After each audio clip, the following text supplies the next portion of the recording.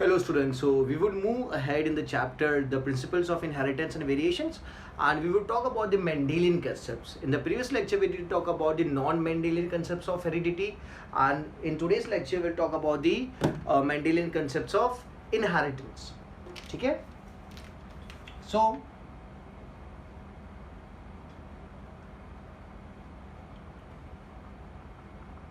pre-Mendelian concepts की बात हो चुकी है. So we are talking about the Mendelian concepts of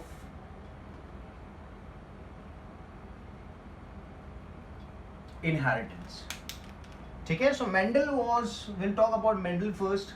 Mendel के बारे में थोड़ी बात करते हैं, फिर we'll talk about the heading. So Mendel was born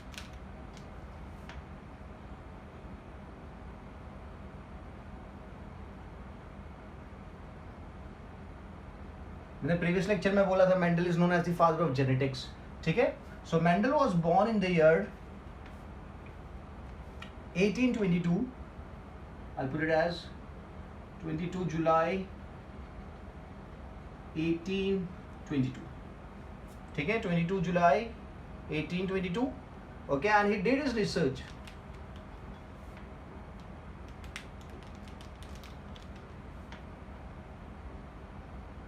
He is known as father of genetics.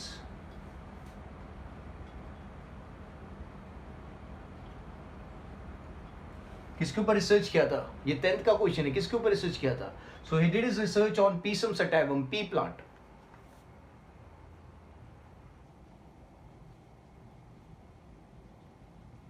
Intensive research on pea plant, that is मटर. ठीक है. साइंटिफिकली कैसे लिखते हैं? It is written as Pisum sativum.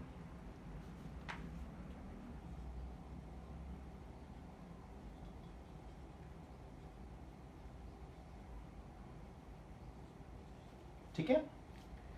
काफी लोगों को कंफ्यूजन होता है कि the work of Mendel is on sweet pea plant, is not on sweet pea plant. याद रखना है. ओके, मैं यहां पे मेंशन कर देता हूं.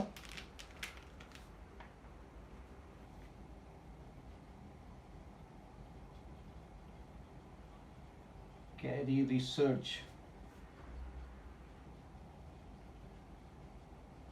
On, this is normal P plant. I am talking about the sweet pea. Sweet pea plant. Okay, the sweet pea plant is termed as Lathyrus odoratus.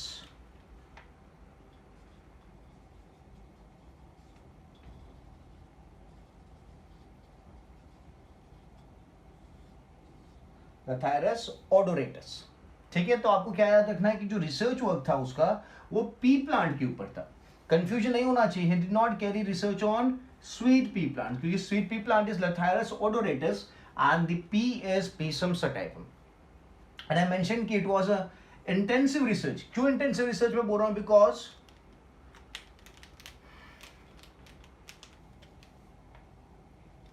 he performed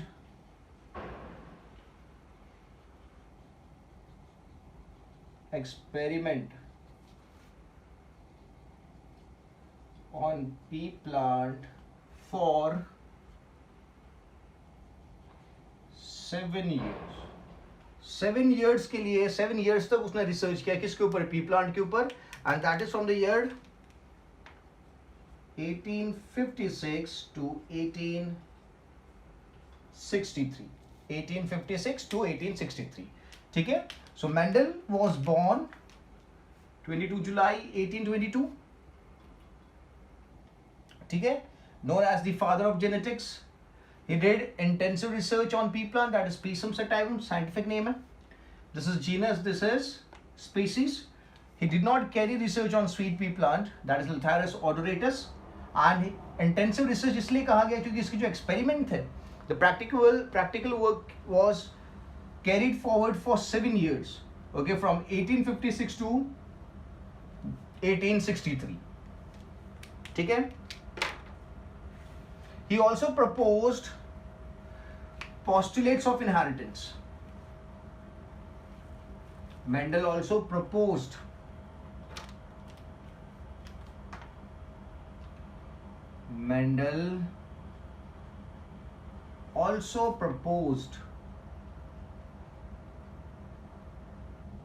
the postulates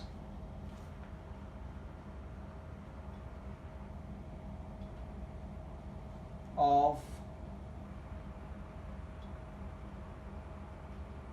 inheritance. He also proposed the postulates of inheritance, okay, and he presented them at 2 meetings. जो postulates थे, postulates of inheritance, he presented them in 2 meetings.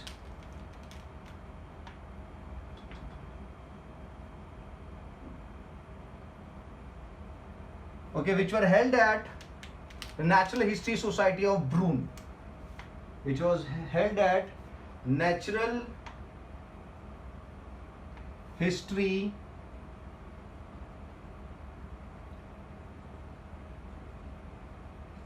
Society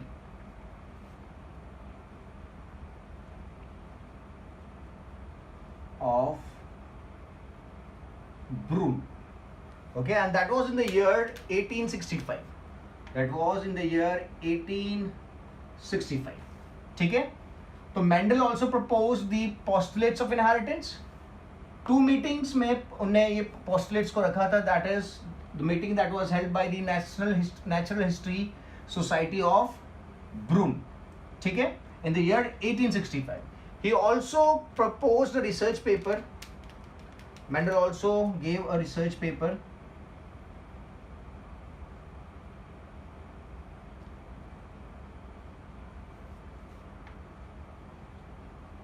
A research paper titled, the title of the paper was Experiment on Plant Hybridization. Experiment on Plant Hybridization. ठीक है? तो उसने एक research paper भी लिखा था. ओके, रिसर्च पेपर का नाम क्या था? Experiments on plant hybridization. And this paper was published in the journal. Mendel's research paper was published. Mendel's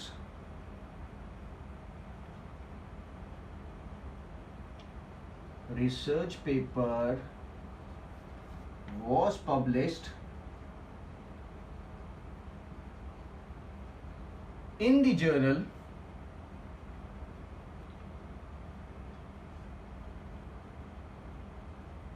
जो रिसर्च पेपर उन्होंने लिखा था उसको पब्लिश किया गया था, okay, in the journal that is proceedings of Brunn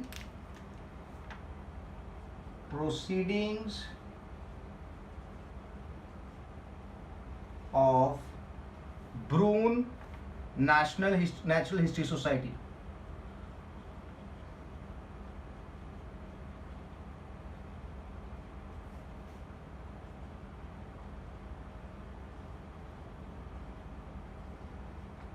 natural history society. Journal का नाम क्या था? जर्नल का नाम था proceedings of Brunn natural history society, and that was done in the year 1866. कौन से साल में? 1866. ठीक है, तो क्या क्या याद रखना है कि Mendel also proposed the postulates of inheritance, okay, and he posted those postulates of inheritance in a meeting. That was Natural History Society of Brunn की जो मीटिंग हुई थी उसमें 2 बार उन्होंने ये postulates को प्रेजेंट किया था. Okay, he also wrote a research paper, और रिसर्च पेपर कौन सा था? On experiments on plant hybridisation. और इस पेपर को पब्लिश किया गया था in a journal, in a science journal, that is proceedings of Brunn natural history society in the year 1866. ठीक है.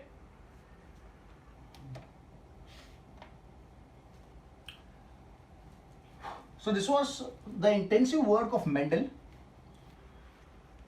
Mendel died in 1884.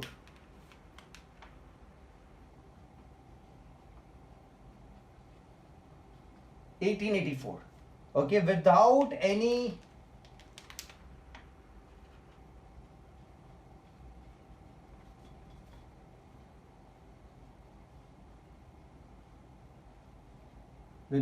recognition to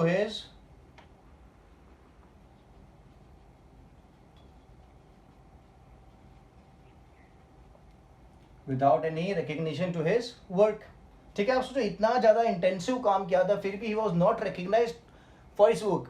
जो टाइटल उसको दिया गया है, that is the father of genetics, that came after his death.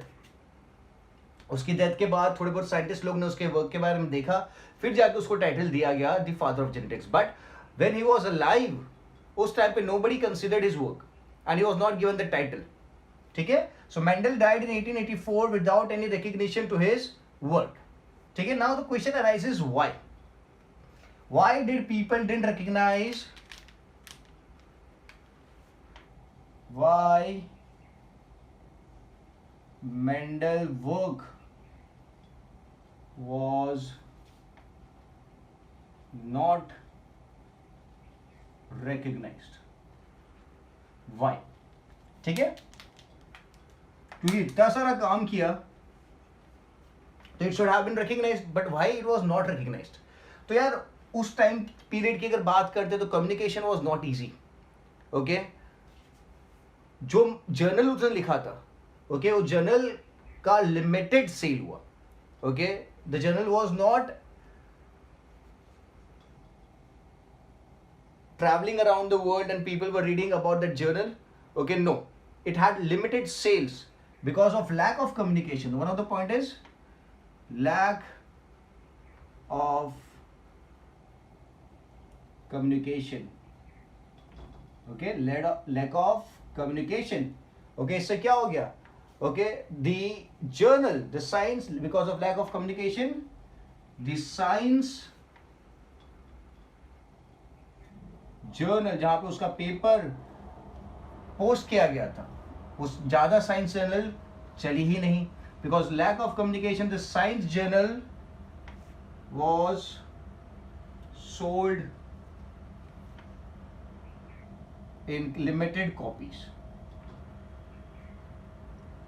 It was sold in limited copies. किसी को पता ही नहीं चला था क्योंकि कॉपीज लिमिटेड ही. नोबडी केम टू नो कि इस तरीके का कोई रिसर्च पेपर कोई साइंस जर्नल में पब्लिश हुआ है. Because lack of communication, the science journal was sold in limited copies. ठीक है, and people were not aware about it, and people were not aware about it. ठीक है, दूसरा point क्या था? से आपको ये पता होना चाहिए कि जो मेंडल था, he was a priest, and apart from being a priest he was a mathematician as well. तो जितना भी डेटा उसने कलेक्ट किया था, he interpreted that data in a mathematical form. Okay, he put all his findings in mathematical form. तो उस time के जो बायोलॉजिस्ट थे, they not able to accept कि यार ये तो बायोलॉजिस्ट है और इसने पूरा अपना जो व्हाट यू कॉल डेटा है उसको मैथमेटिकल फॉर्म में इनपुट डाल रखा है. तो how are we able to understand it? So those biologists, the biologists at that time period, the zoologists, botanists at that time period, they were not able to accept, okay, कि how to understand biology through mathematics. So he used statistical method. He used statistical method.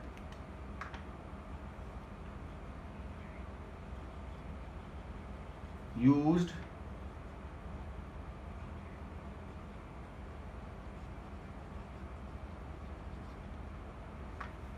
statistical methods and mathematical logic to explain and mathematical logic to explain biological phenomena. To explain biological phenomena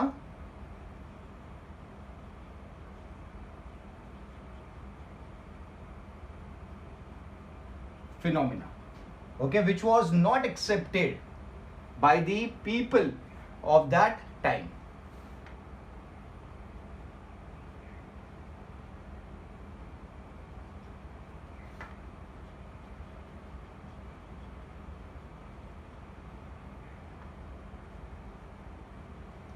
biologist of that time, they're not able to understand कि यार ये Mendel बोलना क्या चाह रहा है. उसने काम तो किया बायोलॉजी पे, बट उसका इंटरप्रिटेशन जो है that is through statistical methods and mathematical logic. तो बायोलॉजी का जो भी इनपुट होना चाहिए, आउटपुट होना चाहिए, बायोलॉजी की तरीके से होना चाहिए. बट मेंडल ने तो यार स्टैटिस्टिकल मेथड यूज किया, मैथमेटिकल लॉजिक यूज किया to understand the concepts of biology. तो जो नॉर्मल बायोलॉजिस्ट था वो तो समझ ही नहीं पाया, तो इसको एक्सेप्टेंस नहीं मिली. So why Mendel work was not recognised? तो एक तो लैक ऑफ कम्युनिकेशन, ये एक बात होगी. दूसरा, being a mathematician he put all his data, biological data, in statistical method and mathematical logic के through he tried to prove the biological concepts which the biologists were not able to understand. The biologists of that time were not able to understand it. ठीक है, clear है. एक और बात थी,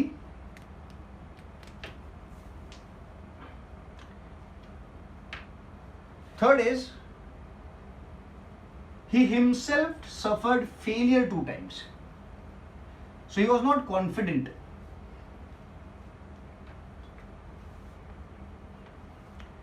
Third is Mendel was not confident of his work.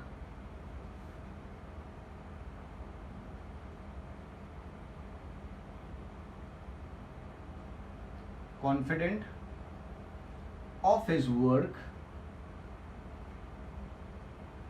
as he himself suffered failure 2 times. Suffered failure 2 times. ठीक है. So before talking about the pea plant, he did some research on other plants. और उन plants के ऊपर जब उन्होंने research किया to understand the inheritance, to understand the genetics, he did not succeed. So he had a failure. तो उस failure की वजह से Mendel was not confident also. So Mendel was not confident of his work as he himself suffered failure 2 times. ठीक है, कौन से 2 times? तो जो plants उसने earlier use किए गए थे, the plants which he used earlier, those were hawkweed and bean. Okay,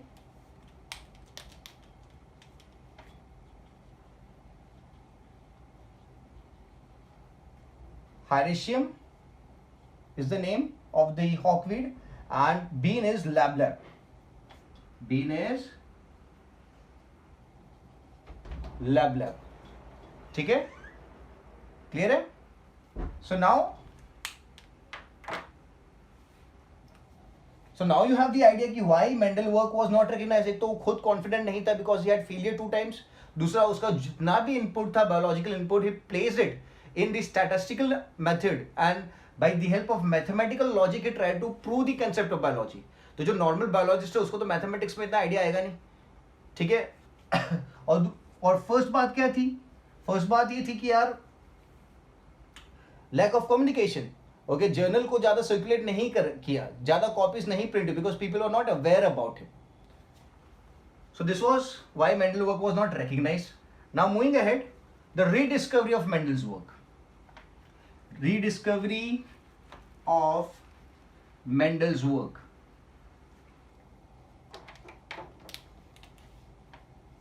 After his death, his work was rediscovered by 3 scientists.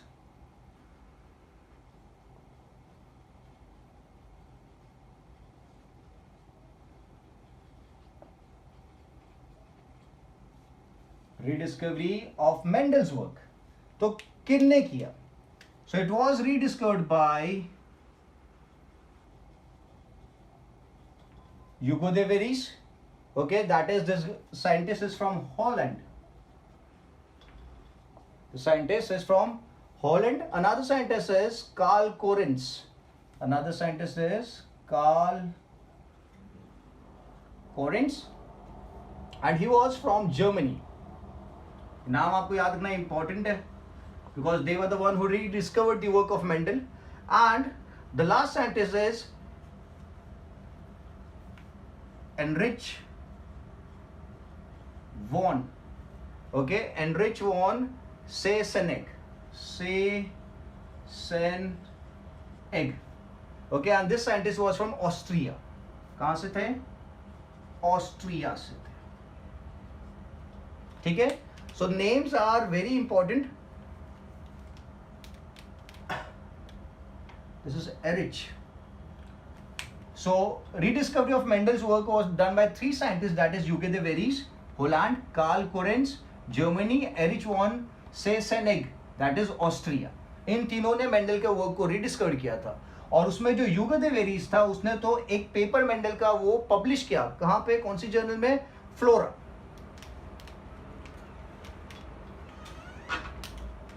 Published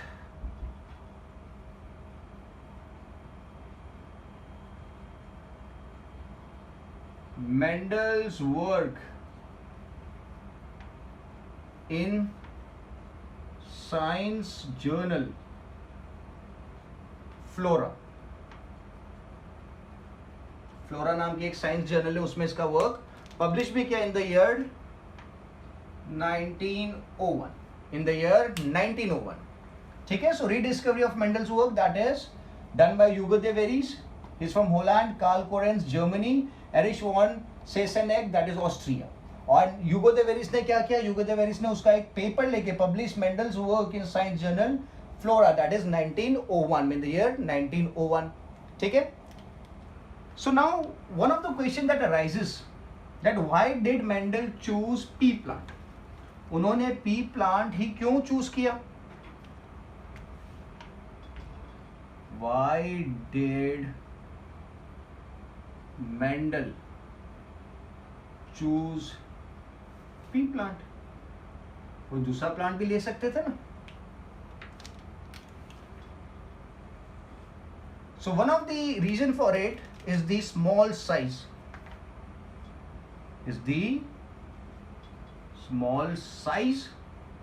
Second is short lifespan. Short lifespan, that is 3 to 4 months. 3 to 4 months. Okay. And third is the characters of this plant are well defined. So it has well defined characters. The plant has well defined characters and large number of seeds are produced. And ये भी एक बहुत अच्छा character था. Large number of seeds are produced. Large number of seeds are produced. ठीक है. So these are some of the characters which Mendel thought are good, okay, for selecting pea plant. So that is the small size of the plant, short lifespan of the plant, that is 3 to 4 months. Well-defined characters are present in the plant, and fourth is the large number of seeds are produced every time when the plant undergoes the process of reproduction. So these are some of the characters which made Mendel choose pea plant. ठीक है? Clear है? So let's move ahead.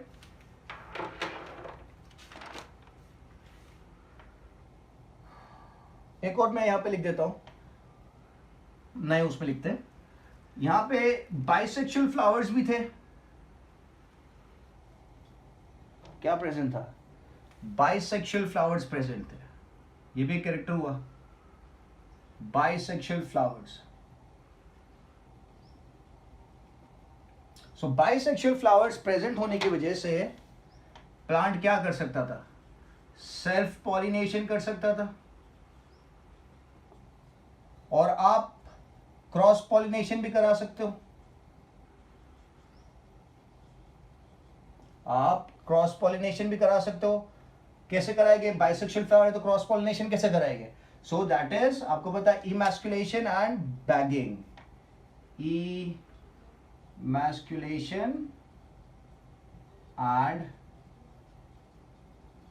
Bagging के through आप flower को cross pollinate भी करवा सकते थे. ठीक है, समझ में आया? एक और जो चीज थी that was pure lines. Pure lines या फिर we can term it as true breeds. True breeds are easily available. Pure lines या फिर true breeds are easily available in the pea plant. Okay, what is a pure breed? जैसे आप 10th standard में लिखते थे toll, तो toll के लिए आप जो जीनोटाइप यूज करते थे वो कैपिटल टी स्मॉल टी होता था और दूसरा था कैपिटल टी. तो अगर दोनों अलील सेम है, ओके, जैसे कैपिटल टी है, तो आप बोलोगे this is a pure breed. ये भी क्या है, ये प्लांट टॉल ही है, ये प्लांट भी क्या है, टॉल ही है.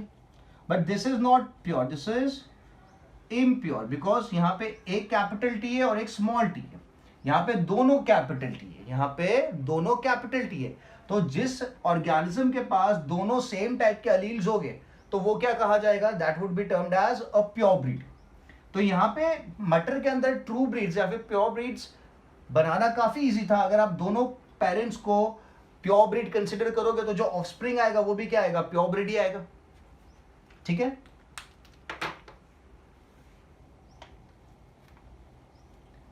ओके, नाउ जो कैरेक्टर्स मेंडल ने सिलेक्ट किए थे, कैरेक्टर्स सिलेक्टेड बाय मेंडल,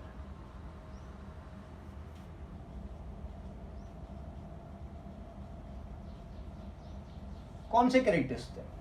तो एक कैरेक्टर जो था that is the seed shape.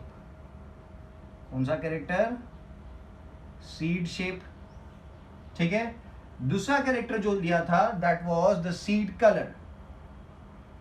मटर के अंदर जो कैरेक्टर्स मेंडल ने सिलेक्ट किए, तो एक था सीड शेप, दूसरा था सीड कलर, फिर है flower position, okay, and there is flower colour,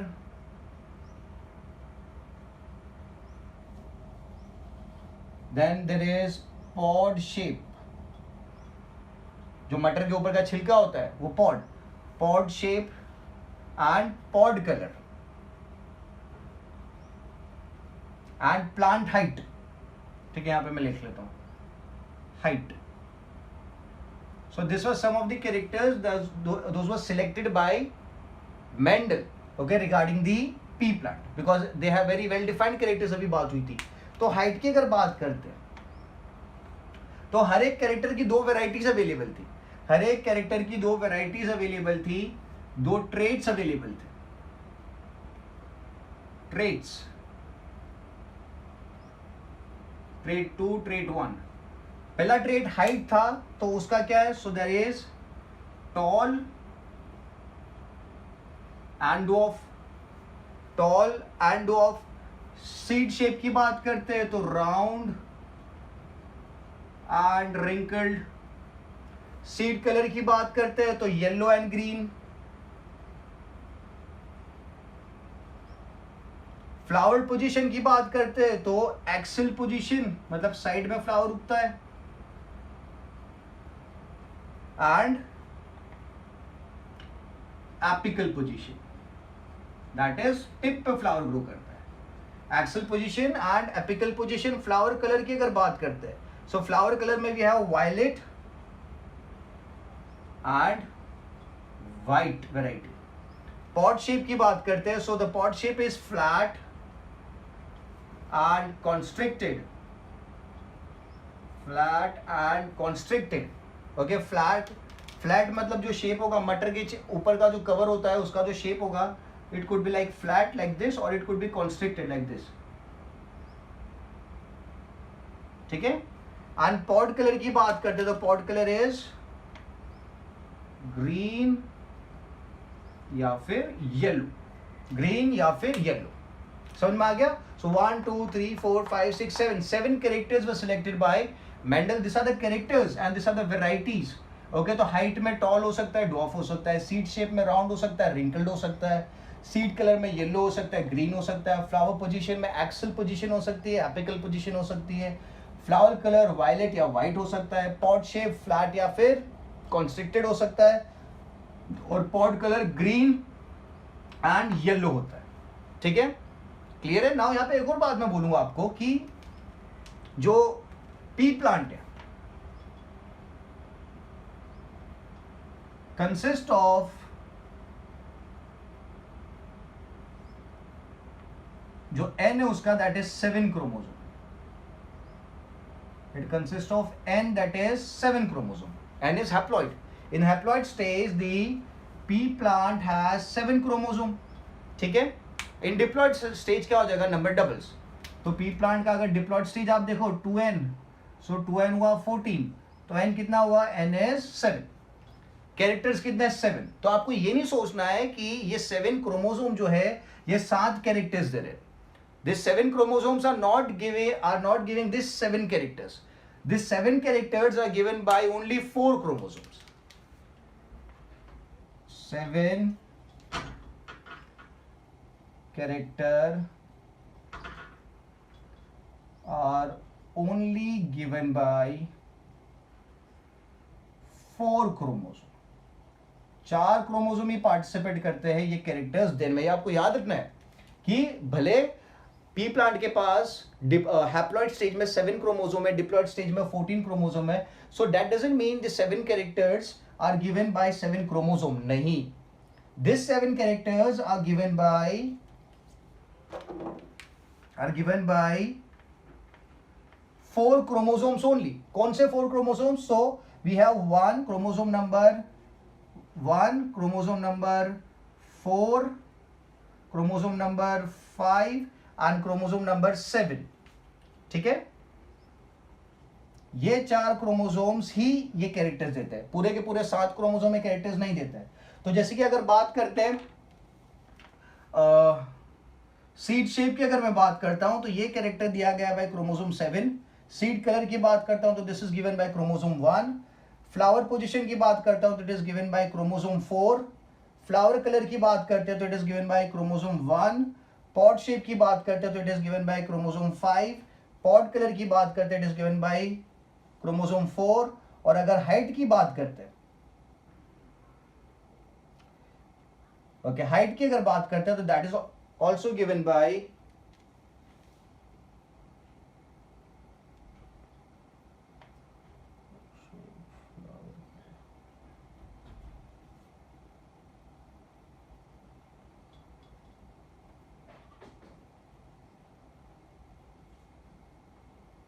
is 4. ठीक है, मैं फिर से रिपीट करता हूं. Seed shape that is given by chromosome 7. Seed colour that is given by chromosome 1. Flower position that is given by chromosome 4. Flower colour that is given by chromosome 1. Fruit shape is given by fruit shape या फिर pod shape that is given by chromosome 4. Pod colour that is given by chromosome 5 and height that is given by chromosome 4. मतलब ये characters देने का काम कौन करता है? खाली 4 क्रोमोसोम करते हैं, दैट इज क्रोमोसोम 1, 5, 4 एंड 7. ठीक है, क्लियर है? बाकी के जो क्रोमोसोम बच गए हैं वो दूसरा कुछ काम करते हैं, but they are not giving this characters. ठीक है, नाउ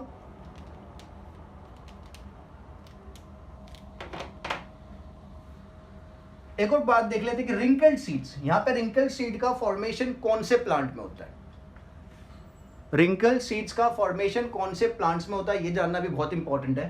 तो मैं यहां पे मेंशन करता हूं कि जो प्लांट के पास रिंकल्ड सीड्स होते हैं उनके अंदर एक एंजाइम एब्सेंट है.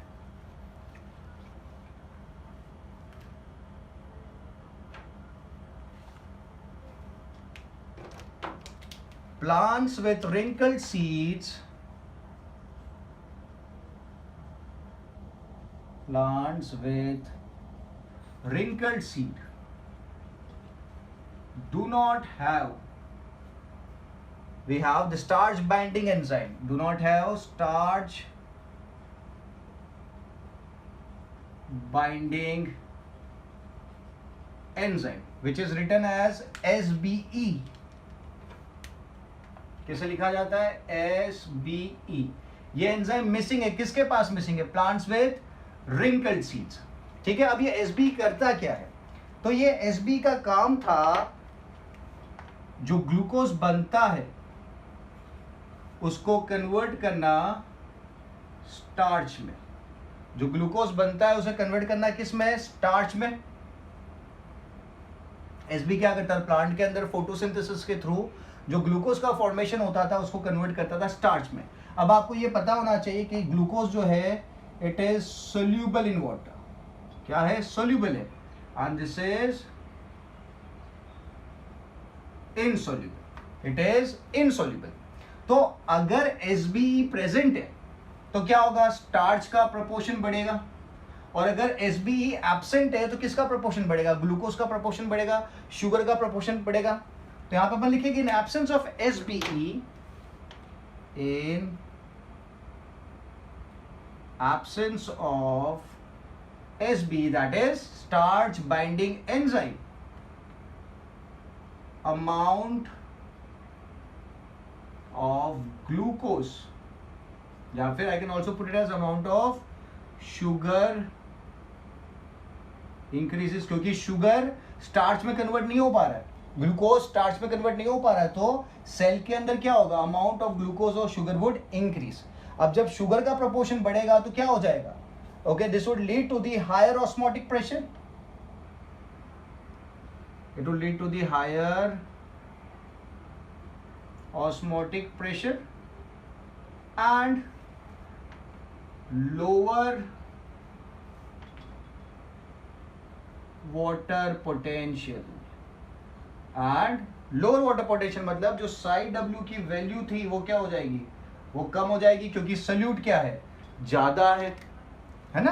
यहाँ पे मैं लिखता हूं बिकॉज सल्यूट इज मोर, तो सॉल्वेंट क्या हो जाएगा, कम हो जाएगा, जिसकी वजह से साइड W की वैल्यू क्या हो जाएगी, साइड W की वैल्यू कम हो जाएगी. किसके अंदर, सीड के अंदर. तो अब सीड क्या करेगा, seed absorbs water from surrounding, seed absorbs water from surrounding and swells, या फिर we can put it as and becomes turgid. फिर at maturity क्या होता है, जो सीड होता है वो डिहाइड्रेट करता है, तो seed becomes turgid and at maturity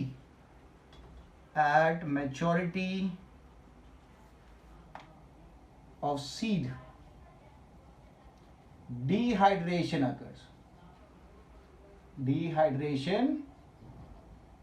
occurs. ठीक है. अब जब डिहाइड्रेशन होता है तो सीड कोट जो सेल का होता है, जो सीड होता है वो क्या हो जाता है, फ्लैसिड हो जाता है. यहां पे मैं लिखता हूं